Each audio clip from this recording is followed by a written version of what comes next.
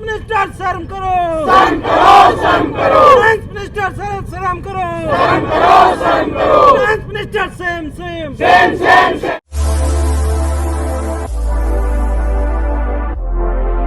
निजीकरण के खिलाफ है।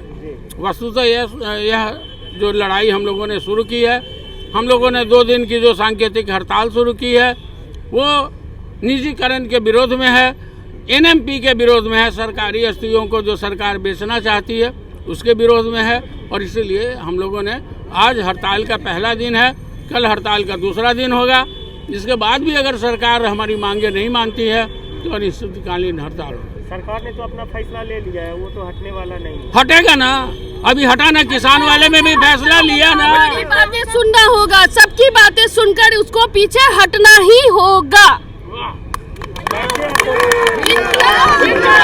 इंकलाब जिंदाबाद, हमारी मांगे पूरी करो, हमारी मांगे पूरी करो। क्या क्या आपकी मांगे हैं? देखिए हमारी मांग अभी कुछ भी नहीं है, सिवाय इसके कि यह निजीकरण जो है अंधाधुंध तौर पर सरकार जिस तरह से निजीकरण की नीति पे चल रही है, हमको उस निजीकरण को रोकना होगा।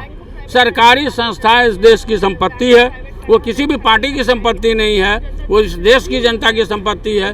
देश की जनता की संपत्ति देश की जनता के पास रहना है। निजीकरण, सरकार का ये कहना है कि सबका साथ सबका विकास।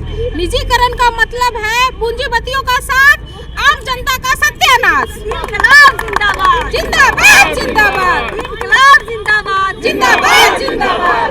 हर किसी के हाथों में बिक जाने को हम तैयार नहीं। ये बैंक हमारा दिल है, किसी औरों की जागीर नहीं। बैंक हमारी जान है, बैंक हमारी जान है, बैंक हमारी जान है।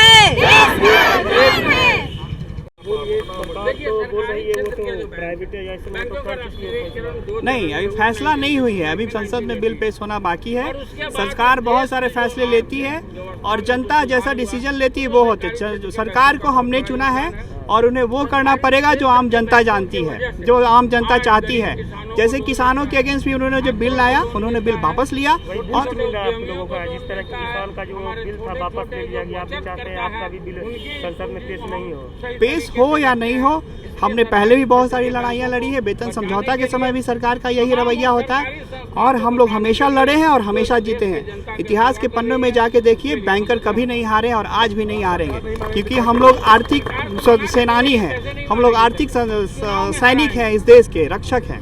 और अगर हम लोग फेल करेंगे और हम लोग युद्ध में नहीं रहेंगे तो देश की आर्थिक परिस्थिति नहीं चल पाएगी। इसीलिए उनको हमारा डिसीजन मानना पड़ेगा और ये बिल निजीकरण की नीति को वापस लेना पड़ेगा। आज जैसे सर ने बताया कि यस बैंक निजीकरण के बाद कितनी, आज तक कोई भी सरकारी बैंक नहीं डूबा है और निजीकरण 850 प्राइवेट बैंक आज तक डूब चुके हैं। इसके पीछे सरकार और जनता का ही सहयोग रहता है। सरकार ने तो अभी न्यूज में निकला है कि अगर किसी का बैंक अगर अब डूबता है, बैंक अगर लॉस में जाता है, तब 1 लाख की जगह पे 5 लाख रुपए मिलेगा। ये सरकार की कोई पॉलिसी नहीं है। जितने भी कस्टमर का डिपॉजिट जमा होता है उसके अगेंस्ट सरकार हमेशा इंश्योरेंस प्रोवाइड करवाती है, शुरू से पॉलिसी रही है। इंश्योरेंस तो मिलता ही है, आप अगर सेविंग्स अकाउंट करते हैं तो इंश्योरेंस साथ में मिलता है। हाँ, वो जो आपका डिपॉजिट है उसमें लिमिटेड अमाउंट तक 5 लाख तक का इंश्योरेंस कवर होता है। चाहे आपका अमाउंट जितना भी जमा हो उसमें 5 लाख तक की पूंजी की आपको वो सिक्योरिटी मिलती है कि वो आपको इंश्योरेंस की तरफ वापस मिलेगी। मगर प्राइवेट बैंक में ऐसा नहीं है। सरकार अगर नहीं मानी तो क्या लोग क्या करेंगे? हम लोग 2 दिन का हड़ताल, आगे क्या कीजिएगा?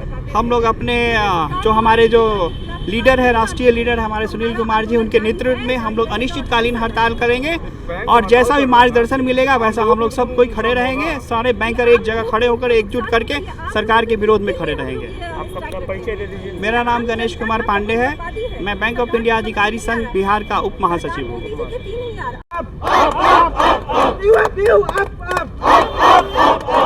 You up,